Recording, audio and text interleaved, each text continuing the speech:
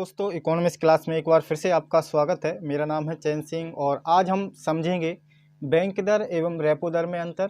इसके बाद रेपो दर एवं रिवर्स रेपो दर में अंतर, दोनों में ही अंतर करने वाले हैं।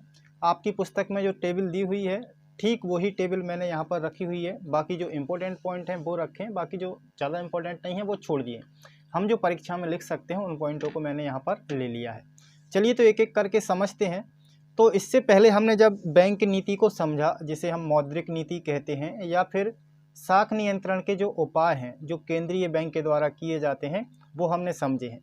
ये जो टॉपिक जिनके बारे में आज हम चर्चा करने वाले हैं, जिनके बीच में हम अंतर देखने वाले हैं, ये भी मौद्रिक नीति के ही क्या हैं, उपकरण हैं या फिर उपाय हैं। चलिए एक एक करके इनमें अंतर समझ लेते हैं। तो जिस प्रकार से हम परीक्षा में लिखते हैं, सबसे पहले बैंक दर क्या होती है, रेपो दर क्या होती है, उसका हमें परिभाषा, उसमें अंतर करना है। इसके लिए या तो हम परिभाषा दे सकते हैं या फिर अर्थ लिख सकते हैं। ठीक है, तो बैंक दर क्या होती है, रेपो दर क्या होती है, सबसे पहले इसकी परिभाषा देंगे। तो अर्थ मैंने लिख लिया है। अब देखिए बैंक दर क्या होती है। बैंक दर व्यापारिक बैंकों को जिस दर पर ऋण उपलब्ध कराता है, कौन, केंद्रीय बैंक। ठीक है, इसकी परिभाषा हम इस प्रकार से लिख सकते हैं कि बैंक दर वह दर होती है जिस दर पर केंद्रीय बैंक व्यापारिक बैंकों को ऋण उपलब्ध कराता है। ये हो जाएगी बैंक दर। इसके बाद रेपो दर। अब रेपो दर क्या होती है, ये भी एक प्रकार से दर ही होती है जिस पर क्या किया जाता है, प्रतिभूतियों का क्रय विक्रय किया जाता है। ठीक है, तो केंद्रीय बैंक व्यापारिक बैंकों से जिस दर पर प्रतिभूतियों का पुनर्क्रय करता है उसे क्या कहते हैं, रेपो दर कहते हैं। ये इसकी परिभाषा हो गई, आसान शब्दों में से याद कर लेना है। इसके बाद दूसरा अंतर हम देखेंगे ब्याज के आधार पर। जो दर है, ये जो ब्याज दर है, ये होती किस प्रकार की है, अधिक होती है या कम होती है।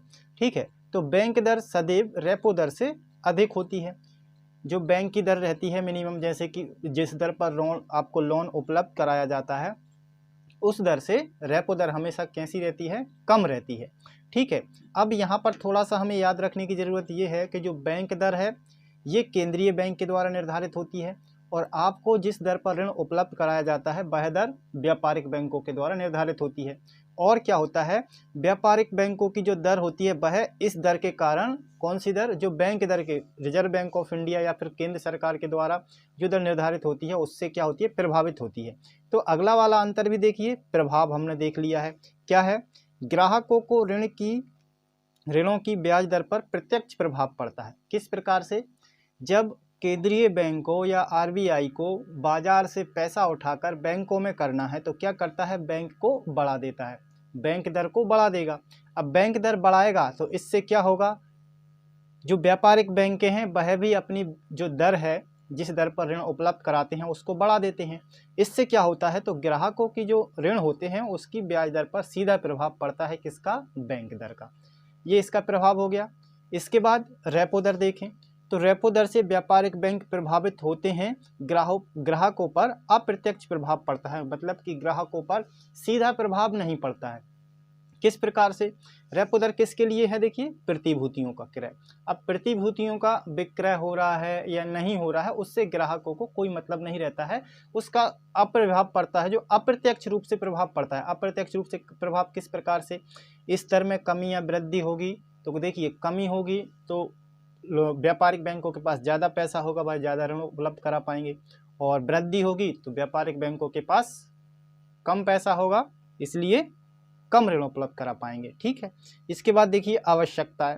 आवश्यकताएं किस प्रकार से, बैंक दर पर व्यापारिक बैंक की दीर्घकालीन वित्तीय आवश्यकताओं को पूरा करती हैं, कौन सी, दीर्घकालीन। और रेपो दर पर व्यापारिक बैंकों की अल्पकालिक आवश्यकताओं को केंद्रित करती हैं। अल्पकालिक मतलब कि जब व्यापारिक बैंकों को कम समय के लिए लोन चाहिए तो वह केंद्र सरकार के पास जाता है, केंद्र सरकार के बैंक के पास, यानी कि केंद्रीय बैंक के पास, और वहाँ से अल्पकालीन ऋण लेते हैं। तो अपनी प्रतिभूतियों को उन्हें या तो गिरवी रख देते हैं या फिर उनका विक्रय कर देते हैं। तो ये अल्पकालीन अवधारणा है और ये दीर्घकालीन अवधारणा। इसके बाद देखिए उपकरण। यह देश में दीर्घकालिक ऋण दरों के निर्धारण का उपकरण होती है। किसके होती है, दीर्घकालिक, जो लंबे समय के, 1 वर्ष के, 2 वर्ष के, इस प्रकार से होते हैं, उनका निर्धारण करती है। और यह एक प्रकार का मौद्रिक उपकरण है जो बैंकिंग व्यवस्था में तरलता एवं मुद्रास्फीति नियंत्रण का निर्धारित निर्धारण करता है। ठीक है, एक प्रकार से ये अधिकतर तभी उपयोग में लाया जाता है जब बैंक को लगता है कि मार्केट में मुद्रा अधिक है, वो कम होना चाहिए, जिससे जो है मुद्रास्फीति नियंत्रित होगी। मुद्रास्फीति का मतलब क्या रहता है? महंगाई, वो क्या हो जाएगी? नियंत्रित हो जाएगी। तरलता मतलब कि अधिकता, तरलता मतलब कि बाजार में मुद्रा की उपस्थिति अधिक है, तो उसको कम करने के लिए अधिकतर इसका प्रयोग करते हैं, अदरवाइज नहीं करते। क्यों करते हैं? देखिए, इसका प्रयोग किस प्रकार से करती है बैंक। जब बैंक को बाजार से पैसा अपनी ओर लाना है तो क्या करेगी? जो बैंकों ने क्या किया है, अल्पकालिक ऋण लिए हैं, किससे? केंद्रीय बैंक से, अपनी प्रतिभूतियों को गिरवी रखकर या उन्हें बेचकर। तो जो केंद्रीय बैंक है वो क्या करता है, फिर प्रतिभूतियों को वापस किससे बेच देगा? व्यापारिक बैंकों को। और पैसा किसके पास चला जाएगा? फिर केंद्रीय बैंक के पास, और प्रतिभूतियां चली जाएंगी बैंकों के पास। ठीक है, इस प्रकार से मुद्रा नियंत्रित हो जाती है, मुद्रास्फीति नियंत्रित हो जाती है, तो उसको निर्धारण करने का एक उपकरण है। ये तो अंतर हो गया किसमें? बैंक दर में, रेपो दर में अंतर। इसके बाद रेपो दर और रिवर्स रेपो दर और देख लेते हैं, ये भी पूछा जा सकता है। तो रिवर्स रेपो दर क्या होगी? देखिए, जिस प्रकार से हमने यहाँ पर समझ लिया कि जिस दर पर केंद्रीय बैंक अन्य व्यापारिक बैंकों को मुद्रा उधार देता है उसे रेपो दर कहलाती है। क्या कहलाती है? रेपो दर। जैसे यहाँ पर समझा है, व्यापारिक बैंकों से जिस दर पर प्रतिभूतियों का पुनर्क्रय किया जाता है, तो एक दर होती है। अब यहाँ पर इसमें आप कंफ्यूज मत होना कि ये परिभाषा अलग है, ये परिभाषा अलग है। हम दोनों परिभाषा एक ही प्रकार से कर सकते हैं, लेकिन दोनों तरीकों से हमें मालूम होना चाहिए। किस प्रकार से? यहाँ पर हमने क्या समझा? केंद्रीय बैंक व्यापारिक बैंकों से जिस दर पर प्रतिभूतियों का पुनः क्रय करता है। ठीक है, इसके बाद यहाँ क्या समझ रहे हैं? जिस दर पर केंद्रीय बैंक अन्य व्यापारिक बैंकों को मुद्रा उधार देता है, रेपो दर कहलाती है। तो यहाँ भी मुद्रा ही उधार दी जा रही है और यहाँ भी मुद्रा ही उधार दी जा रही है। ठीक है, अब यहाँ हमने ये बता दिया है कि प्रतिभूतियों को रख लेता है तब मुद्रा देता है, यहाँ प्रतिभूतियों को नहीं बताया है, बस अंतर ये है। और रिवर्स रेपो दर क्या होती है? जिस दर पर केंद्रीय बैंक देश के अन्य व्यापारिक बैंकों से उधार मुद्रा प्राप्त करता है, उधार मुद्रा प्राप्त करता है। अब मुद्रा किस प्रकार से प्राप्त करेगा? क्या करेगा? जैसे मुद्रा उठानी है, अब केंद्रीय बैंक के पास मान लीजिए बहुत सारी कंपनियों के शेयर रखे हुए हैं, तो कंपनी क्या करती है, केंद्रीय बैंक क्या करती है, ये शेयर किसको दे देती है? व्यापारिक बैंकों को, और उससे मुद्रा उधार ले लेती है। ये तभी करती है जब उसे लगता है कि बाजार में मुद्रास्फीति है या फिर मंदी काल है, तभी ऐसा किया जाता है। ये दोनों की परिभाषा हो गई। तो रिवर्स रेपो दर क्या होती है? जब केंद्रीय बैंक व्यापारिक बैंकों से पैसा प्राप्त करती है, और रेपो दर जब केंद्रीय बैंक व्यापारिक बैंकों को पैसा देती हैं। ठीक है, इतना समझ में आ गया। इसके बाद दूसरा पॉइंट देखते हैं, दर। दर क्या होती है? मतलब कि ये कम रहती है या कौन सी ज़्यादा रहती है, इसकी ब्याज दर किसकी ज़्यादा है। अब हम रेपो दर की देखें तो इसकी दर अपेक्षाकृत ऊंची होती है। किससे? इसकी दर अपेक्षाकृत नीची होती है। मतलब हम ये समझ सकते हैं कि रेपो दर रिवर्स रेपो दर से अधिक होती है, जबकि रिवर्स रेपो दर से कम होती है। इस प्रकार से इसको याद कर लीजिए। अगला पॉइंट देखिए, प्रभाव। अब प्रभाव कहाँ पड़ता है? रेपो दर बढ़ने से व्यापारिक बैंकों की लागतें बढ़ जाती हैं, ब्याज दरें बढ़ जाती हैं। क्या होगा? जो हमने यहाँ पर समझ लिया है, व्यापारिक बैंकों की क्या हो जाएगी, जो उसकी लागतें हैं वो बढ़ जाती हैं। किस प्रकार से बढ़ जाती हैं? देखिए, यदि रेपो दर बढ़ जाएगी तो रेपो दर पर क्या होता है, व्यापारिक बैंकें केंद्रीय बैंक से उधार लेती हैं। उधार लेती हैं मतलब कि ये दर बढ़ने से केंद्रीय बैंक को फिर ज़्यादा ब्याज देना पड़ेगा, तो ऋण कैसे हो जाएंगे? महंगे हो जाएंगे, तो इनकी लागतें कैसी हो जाएंगी? बढ़ जाएंगी। इसके विपरीत रिवर्स रेपो दर देखें। रिवर्स रेपो दर बढ़ने से व्यापारिक बैंकों को अधिक लाभ प्राप्त होने लगते हैं। इसमें अधिक लाभ प्राप्त कैसे होंगे भाई? रिवर्स रेपो दर क्या होती है? हमने परिभाषा में क्या समझ लिया?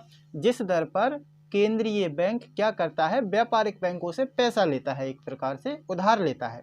अब ये समझ लीजिए, यदि इसकी दर बढ़ जाती है रिवर्स रेपो दर की, तो फिर पैसा किसके पास ज़्यादा आएगा? व्यापारिक बैंकों के पास। मतलब कि व्यापारिक बैंकों को अधिक लाभ होगा। ये प्रभाव देख लिया। इसके बाद देखिए तरलता। तरलता की समस्या इसमें नहीं होती है। किसमें नहीं होती है तरलता की समस्या? रेपो दर में। क्यों नहीं होती है? क्योंकि केंद्रीय बैंक क्या करता है, यहाँ से पैसा उठाकर कहाँ पहुँचा देता है? बैंकों के पास। ठीक है, यह अतिरिक्त मुद्रा प्रवाह को कम करती है।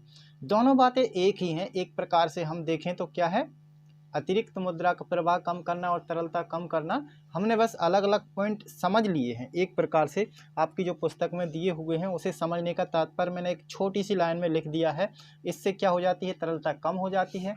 यह अतिरिक्त मुद्रा प्रवाह कम करती है। अतिरिक्त मतलब कि ये आवश्यकता अनुसार करती तो है कि आप भाई ठीक है करिए, लेकिन कम करिए। तो मुद्रा का प्रवाह एक प्रकार से कम हो जाता है कि बाजार में मुद्रा जिस दर से पहुंचती है उस दर से नहीं पहुंच पाती है। ठीक है, यहाँ से पैसा किसके पास चला जाता है, व्यापार केंद्रीय बैंक के पास, तो इनके पास पैसा कम बचता है। और यहाँ क्या होता है, व्यापारिक बैंकों को उधार देती हैं, तो कितना उधार देंगी, इसको बढ़ाएंगी तो फिर तरलता उनके पास कम जाएगी, और इसको बढ़ाएंगी तो फिर क्या हो जाएगा, इनको लाभ तो होगा लेकिन पैसा किसके पास चला जाएगा, व्यापारिक बैंकों के पास। ये क्या हो जाता है, एक प्रकार से प्रवाह को थोड़ा सा कम कर देता है। अब चलिए एक और पॉइंट देख लेते हैं, मुद्रास्फीति। मुद्रास्फीति मतलब कि महंगाई की स्थिति।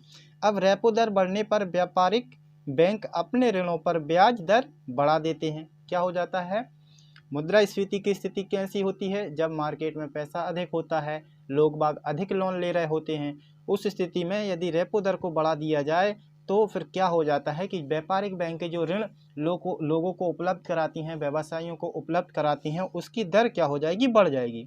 दर बढ़ने से लोन कैसे हो जाएंगे, फिर महंगे हो जाएंगे।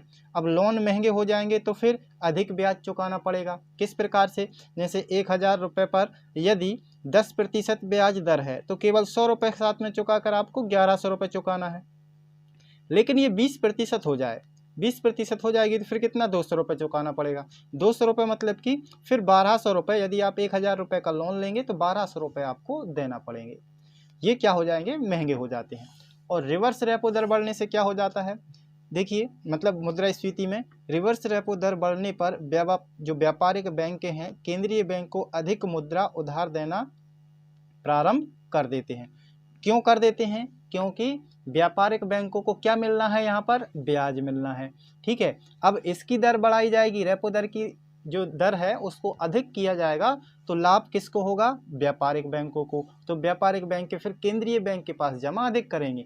जिस प्रकार से देखिए हम लालायित होते हैं व्यापारिक बैंकों में सेविंग अकाउंट खोलने के लिए, यदि ब्याज दर अधिक होती है तो बैंक में पैसा अधिक जमा करते हैं। ठीक वही कारण इसका रहता है कि जो व्यापारिक बैंकें रहती हैं फिर वो रिजर्व बैंक ऑफ इंडिया के पास ज़्यादा पैसा रखती हैं, लोन कम वितरण करती हैं, क्योंकि उन्हें ब्याज वहाँ से अधिक प्राप्त होता है। ये क्या है, मुख्य बिंदु हैं जो हम अंतर के तौर पर लिख सकते हैं। तो आप इन्हें समझ गए हैं तो बहुत अच्छी बात है। यदि नहीं समझ में आए तो वीडियो को 1 या 2 बार आप रिवाइज करके देखें, आसानी से समझ में आ जाएंगे। तो मिलते हैं अगली क्लास में, तब तक के लिए जय हिंद, वंदे मातरम।